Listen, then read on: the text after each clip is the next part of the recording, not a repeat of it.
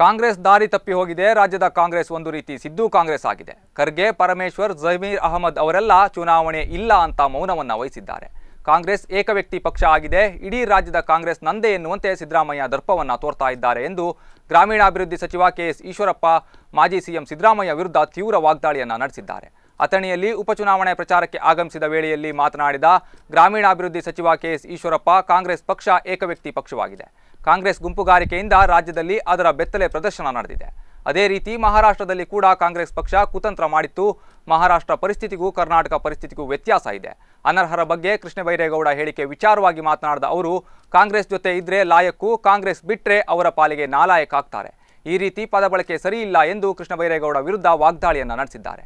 ಒಟ್ಟಾರೆಯಾಗಿ ಅಥಣಿ ಉಪಚುನಾವಣೆಯ ಪ್ರಚಾರ ಸಮಯದಲ್ಲಿ ಗ್ರಾಮೀಣಾಭಿವೃದ್ಧಿ ಸಚಿವ ಕೆಎಸ್ ಈಶ್ವರಪ್ಪ ಕಾಂಗ್ರೆಸ್ ಪಕ್ಷ ಮತ್ತು ಸಿದ್ದರಾಮಯ್ಯ ವಿರುದ್ಧ ತೀವ್ರವಾಗಿ ವಾಗ್ದಾಳಿಯನ್ನ ನಡೆಸಿದ್ದಾರೆ. ಅಲ್ಲ, ಈಗ ಅದಕ್ಕೆ ಹೇಳ್ತೀನಲ್ಲ, ಕಾಂಗ್ರೆಸ್ ಜೊತೆಗಿದ್ರೆ ಅವರು ಅರ್ಹರು, ಲಾಯಕ್ಕು.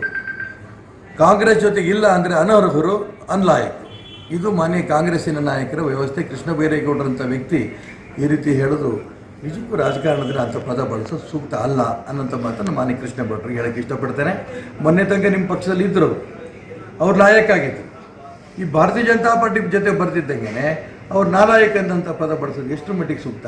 ಇದು ಕಾಂಗ್ರೆಸ್ನವ್ರು ಇತ್ತೀಚೆಗೆ ಎಲ್ಲ ನಾಯಕರುಗಳು ಇದೇ ರೀತಿ ಮಾತಾಡೋಂಥ ಅಭ್ಯಾಸ ಮಾಡ್ಕೊಂಡ್ಬಿಟ್ಟಿದ್ದಾರೆ. ಬಾಯಿ ಬಂದಂಗೆ ನಮಗೆ ಇಷ್ಟ ಬಂದಂಗೆ ಮಾತಾಡೋದು. ಇದು ಅವರ ಸಂಸ್ಕೃತಿ ತೋರಿಸೋದಷ್ಟೇ.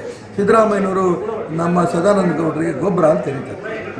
ಒಬ್ಬ ವಿರೋಧ ಪಕ್ಷ ನಾಯಕ, ಮುಖ್ಯಮಂತ್ರಿ ಆದಂಥ ವ್ಯಕ್ತಿ ಈ ರೀತಿ ಬಳಸೋಂಥ ಪದಗಳು ಸಿದ್ದರಾಮಯ್ಯನವರು ಸದಾನಂದ ಗೌಡರ ಬಗ್ಗೆ ಬಳಸೋಂಥ ಪದ ಇಡೀ ಕರ್ನಾಟಕ ರಾಜ್ಯದ ಜನ ಯಾರೂ ಒಪ್ಪಲ್ಲ. ನಾನು ಅದಕ್ಕೋಸ್ಕರ ಮನೆ ಸಿದ್ದರಾಮಯ್ಯನವ್ರಿಗೆ ಹೇಳೋಕ್ಕೆ ಇಷ್ಟಪಡ್ತೇನೆ. ಇದನ್ನು ರಾಜ್ಯದ ಜನಕ್ಕೆ